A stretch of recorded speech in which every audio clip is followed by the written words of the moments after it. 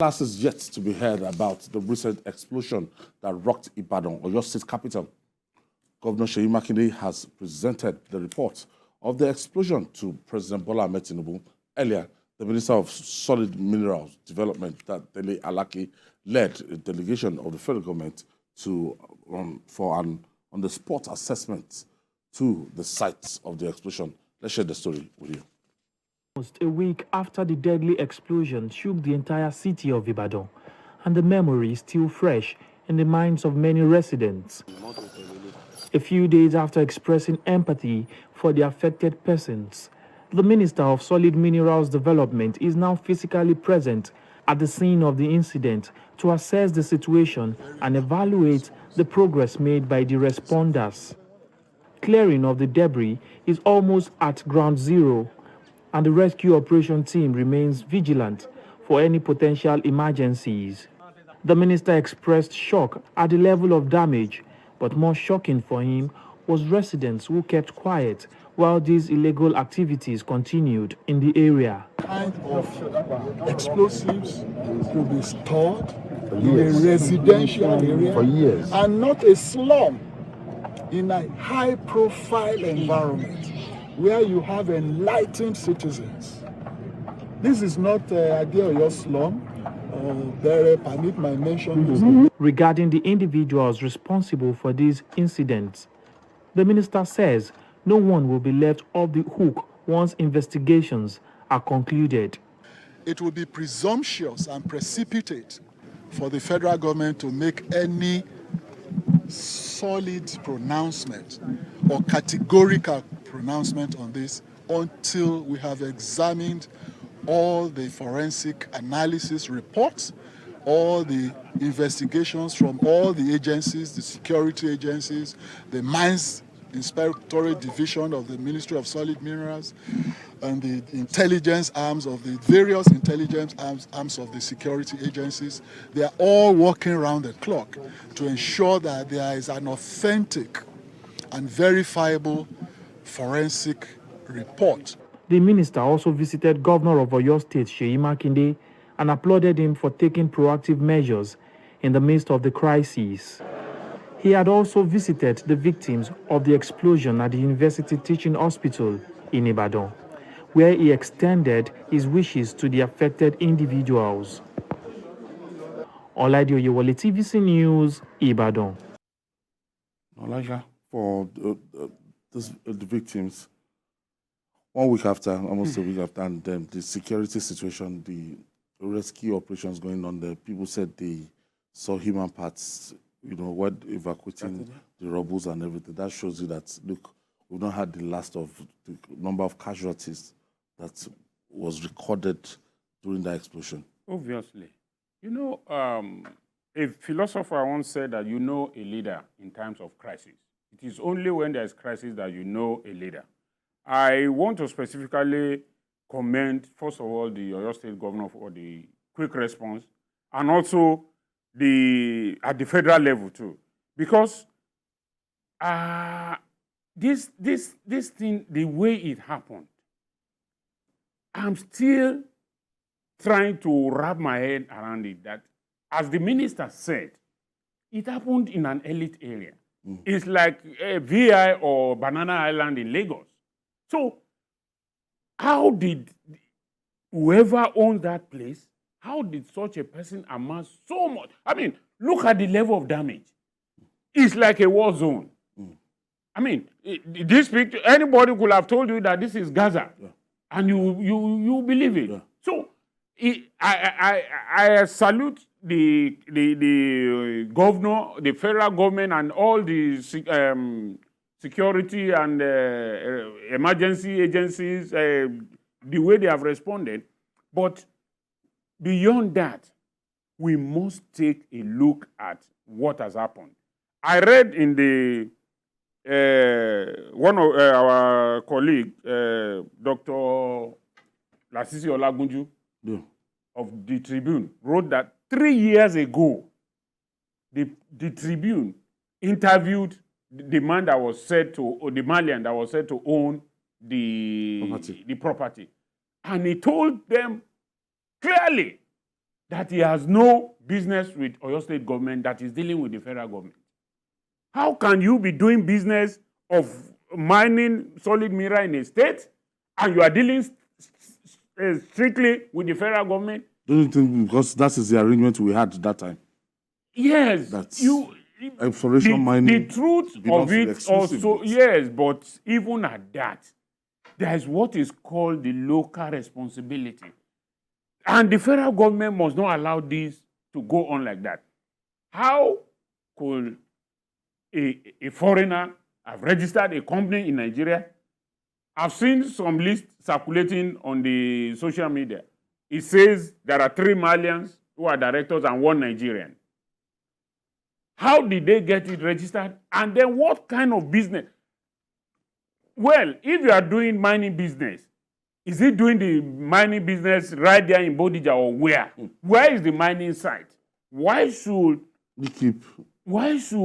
dangerous things be kept in a place that is completely residential?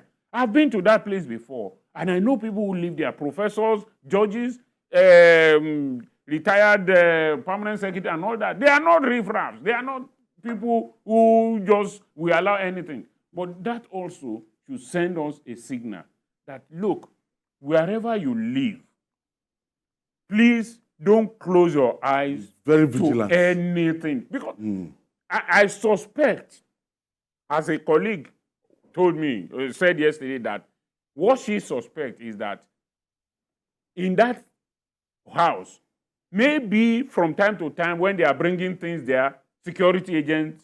Yes, containers, these big containers or these big trucks, they'll just park in one house and they'll be offloading. With the level of education of those who are living there, they should have flagged in that, look, don't they have residents association or landlords association or something? That, look, who is the owner of this house? Who is living there? What do you have there that we have security people coming in every time? I don't know whether that is the situation, but somehow, how did they have so much explosive that could rock that kind of damage in that environment? Look at the houses that have been destroyed. Now the question is, who is going to be responsible for those houses?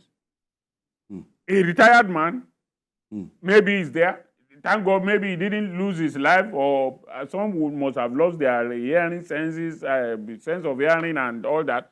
So who is going to be responsible to fix their houses? The state government cannot do it. The federal government, even if it says it's going to do it, they will not be able to. I mean, if you lost a house of 20 million, is it the same 20 million that they will give you? No, they can't give you that. So the federal government, I hope what they have done so far is not just good, it's not just photo ops and sound bites. That all the people who are responsible must be punished. Tony. Yes, I think. Are we taking a lesson from this? No. Will it happen again? Yes. It all boils down to how we handle the affairs of this country. How can a Malian, a foreigner, who's into an estate, there's an estate around here, for instance, and piles of so much explosives like this over the years? Because the last time I saw something like this was happened at the Ikaja military cantonment multiple years, some years back. It hasn't. This is something we have never investigated within an estate. I know Bodija very well because I studied at the University of Ibadan. So I know Bodija is an elite area. You don't just, it's not an area for everybody. So how did it happen that this kind of situation happened in Ibadan? And the one that hurts me most as I speak right now is the fact that we've been hearing Malians. How come we don't have a name to it? How come we don't have a face to this? A week is gone by now. We're still talking about a Malian did this. It's not spirit. We need to change how we do things here in this country. Something happened. Lives were lost, just as Mr. Denke asked. Who's going? For instance, somebody builds a house of 20 million. Are you going to pay him 20 million back? Is it the state or the federal? These are issues. We must put our feet down and say, enough of this. When foreigners are in Nigeria, we know how we operate when we travel out of this country. But we are so lackadaisical when it comes to, foreigners in this country. We have millions of them who sneak into this country and live amongst us, and no traces whatsoever. They do it the way they like, and nobody has any. No, immigration is not there to check them. This is supposed to be a wake-up call. As I said, have we taken a lesson from this? No. Will it happen again? It will happen. Because after this whole buzz, everything dies down, and we move on to the next one. It can't continue like this. It won't be like that. I pray, and I hope the new administration will not allow the old shift to continue. Because the state governor, the report was submitted swiftly. It was submitted swiftly, yes. And another thing, I hope with the submission of the report from the state, doesn't mean the state has moved everything to the federal. No. Yeah, I just pray. I just pray. It's not a transfer of. No. It's with the president. People should look at that.